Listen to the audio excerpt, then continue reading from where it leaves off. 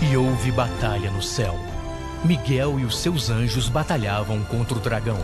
E batalhavam o dragão e os seus anjos. Mas não prevaleceram, nem mais o seu lugar se achou nos céus. E foi precipitado o grande dragão, a antiga serpente, chamada o Diabo e Satanás, que engana todo mundo. Ele foi precipitado na terra, e os seus anjos foram lançados com ele. A Bíblia não revela exatamente que tipo de armas foram usadas durante este conflito cósmico. Mas esta guerra foi como nenhuma guerra que os olhos mortais já viram. Apocalipse 12:4 nos diz que finalmente Lúcifer e 1/3 dos anjos de Deus foram expulsos do paraíso.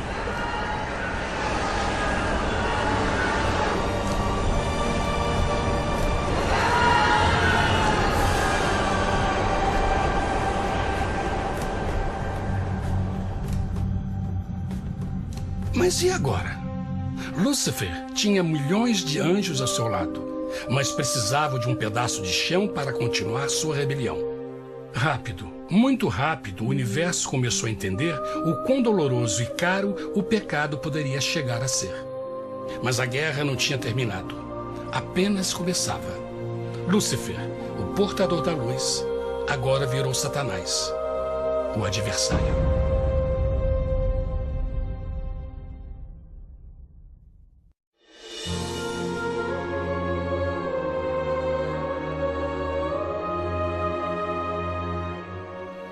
Depois da guerra no céu, Satanás e seus anjos caídos foram expulsos da corte de glória. Por um tempo, o diabo e seus demônios vagaram pelo universo buscando inutilmente mundos que se compadeceram e se uniram à sua rebelião. Enquanto isto, o coração de Deus sentia intensamente o vazio que deixou a perda de Lúcifer e seus anjos. Então o Pai, o Filho e o Espírito Santo retomaram o seu trabalho favorito, o maravilhoso trabalho da criação. Decidiram fazer um mundo novo, pleno, com muita variedade e diversas criaturas de amor. Este novo mundo seria único, porque as criaturas principais seriam feitas à imagem de Deus. Para eles, o Senhor também daria o domínio deste planeta novo, que conhecemos como Terra. No princípio, Deus criou a terra. E viu Deus tudo quanto tinha feito, e eis que era muito bom. Que imagem maravilhosa! Deus forma um novo mundo, nosso planeta, Terra. E em cada maravilhoso dia da criação, algo novo e espetacular começa a fazer parte da cena. Por exemplo, no terceiro dia, Deus falou e uma linda e exuberante vegetação fez parte da existência. Plantas de todas as cores, formas e tamanhos. No quinto dia, o mundo estava repleto de espantosas e exóticas criaturas, que podiam tanto se elevar aos céus como deslizar pelas águas azuis. E outras podiam fazer as duas coisas. No sexto dia, houve a introdução de um grande número de animais terrestres. Desde o gigante elefante até o pequeno esquilo, cada um encontrou um lugar nesse novo planeta para viver em harmonia com o resto da criação. E também no sexto dia, Deus criou o homem. E disse Deus: façamos o homem à nossa imagem conforme a nossa semelhança. E formou o Senhor Deus o homem do pó da terra, e soprou em suas narinas o fôlego da vida, e o homem foi feito alma vivente. E plantou o Senhor Deus um jardim no Éden, do lado oriental, e pôs ali o homem que tinha formado.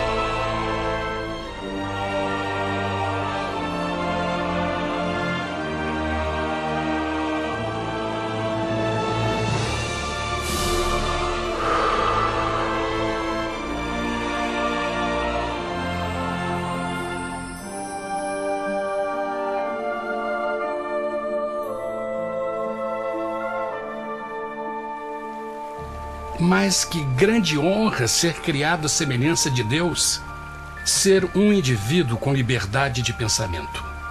No princípio, o homem não percebia a sua nudez. Provavelmente porque antes do pecado ele estava vestido de glória e luz.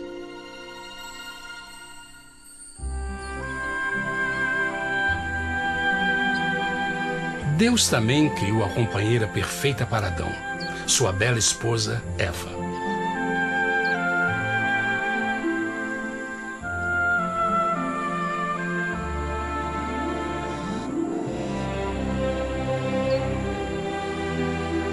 O feliz casal foi colocado em um magnífico jardim perfeitamente projetado para aumentar sua felicidade. Para Adão e Eva e as outras criaturas da terra, também foi dado o privilégio divino de procriar a sua própria imagem. A intenção de Deus foi que a raça humana tivesse domínio sobre este paraíso perfeito para sempre. Eternamente felizes e saudáveis, trabalhariam com a flora do jardim de Deus, enquanto desfrutariam o afeto e companhia de todas as criaturas sob seus cuidados. O ambiente que nossos primeiros antepassados experimentaram foi muito diferente do mundo de hoje. As rosas não tinham espinhos, os insetos não mordiam nem picavam, e os leões e as ovelhas brincavam juntos. Mas a grande bênção era os humanos viverem em perfeita harmonia com seu Criador. A cada 7 dias, Adão e Eva descansavam de seu prazeroso trabalho e gozavam de uma comunhão com a visita de seu Criador. Era um mundo esplêndido e maravilhoso. E esse estado de felicidade teria continuado eternamente se nossos primeiros parentes tivessem mostrado fidelidade com uma simples prova. Mas da árvore do conhecimento do bem e do mal, dela não comerás, porque no dia em que dela comeres, certamente morrerás. Visto que o adversário havia contaminado o universo com sua rebelião, o Senhor viu a necessidade de uma simples prova de amor e lealdade. Lembrem que os anjos bons acabaram de ver 1/3 de seus amigos serem expulsos do céu durante a guerra. Como estariam seguros de que esses novos humanos não se uniriam a Lúcifer e causariam problemas? Então o Senhor plantou uma árvore no jardim, uma árvore cujo fruto não deveria ser comido sob pena de morte. Ao passar por esta simples prova de obediência, Adão e Eva mostrariam a lealdade para com Deus e a fé em sua palavra. Ainda mais, era uma prova de amor. Por isso, Jesus disse em João 14, se me amais, guardais meus mandamentos. Mas alguém mais soube desta prova de fé e estava determinado a usá-la em seu favor. Satanás estava com inveja dos humanos que desfrutavam da bendita vida que ele perdeu. Sua feliz existência estava em total contraste com a sua, que agora estava cheia de culpa, pecado e miséria. Com ressentimento e raiva, não estava disposto a deixar o casal em paz, pois o pecado sempre buscará arrastar a outros consigo.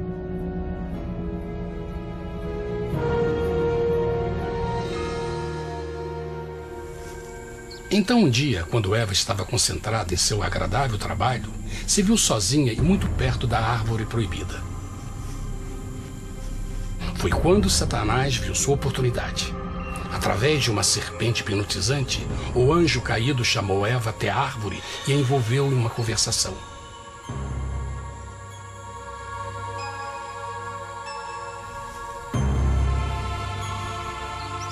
Suas palavras encantadoras foram cuidadosamente calculadas para gerar desconfiança a Deus.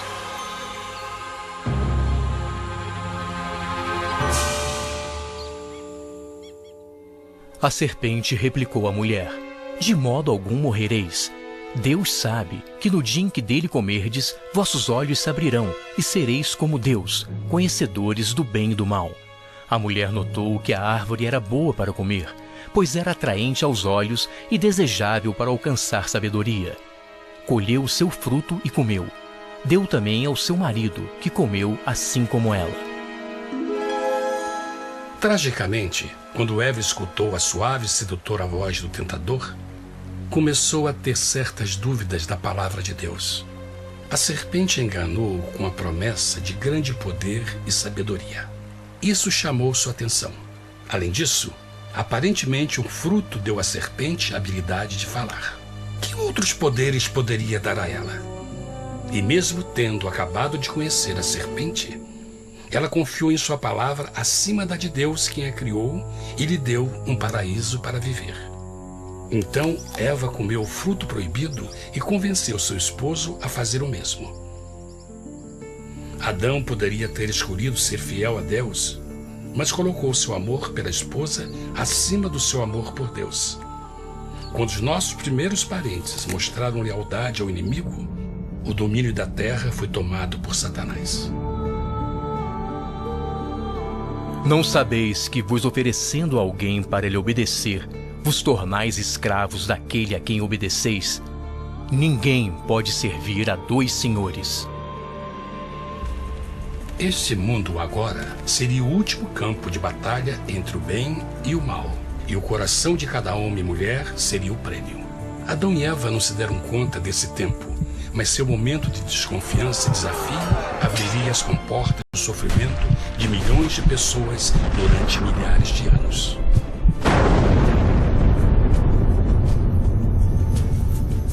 Portanto, como o pecado entrou no mundo por um homem, e por ele a morte, e assim a morte transmitiu-se a todos os homens naquele em quem todos pecaram.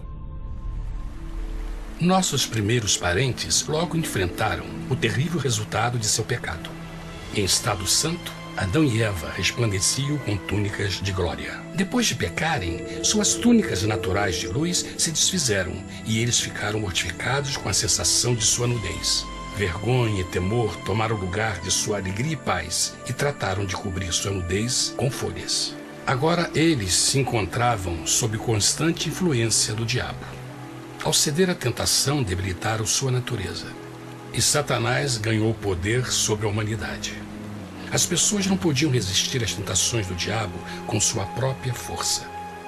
Por último, e o mais aterrador, se encontravam vivendo sob a pena de morte iminente. Deus havia advertido que a desobediência traria a morte. Já tinha experimentado a morte espiritual. Quanto tempo passaria para sofrerem a morte física também? Nesse ponto, seu futuro não tinha nada mais que escuridão e desespero. Tendo expulsado o homem, colocou diante do jardim do Éden os querubins com o cintilar da espada flamejante, para guardar o caminho da árvore da vida. Como o pecado provocou a expulsão dos anjos caídos de seu lar celestial, agora pela desobediência, Adão e Eva foram tirados de seu jardim, seu lar no paraíso. Tudo à sua volta estava mudando rapidamente, e a humanidade se encontrou suscetível às dores, doenças e finalmente à morte. Até os animais e plantas estavam infectados pela terrível maldição. Os espinhos e cardos agora pareciam árvores e flores, e os animais que antes eram gentis começaram a se matar e a devorar uns aos outros. O pior resultado foi que o pecado separou a humanidade de Deus. Mas vossas iniquidades cavaram um abismo entre vós e vosso Deus. São vossos pecados que ocultaram de vós sua face, para não vos escutar. Na criação, foram dados a Adão e Eva a honra de falar com os anjos, e até com o Filho de Deus cara a cara. Mas Deus é tão puro e santo que nenhum mal pode existir na sua presença. Agora que os primeiros humanos tinham pecado, Deus afastou sua santa presença deles para a sua própria proteção. O pecado tinha queimado uma parte da alma do homem que já não podia ver a dimensão espiritual. Deste momento em diante, a comunicação com o céu seria limitada. Mesmo com todas estas maldições caindo sobre Adão e Eva, o coração do Senhor se encheu de compaixão. A lei que haviam violado não poderia ser alterada para salvá-los, pois é tão sagrada e imutável como Deus mesmo. O Senhor sabia que havia só uma maneira na qual o homem podia se redimir. Então um plano foi revelado, nascido do fundo do coração de Deus. Um plano para salvar o homem de seu encontro com a morte eterna e restaurar tudo que estava perdido com o pecado. Seria de grande intensidade, alcance e poder, mas seria um plano que também implicaria num enorme sacrifício.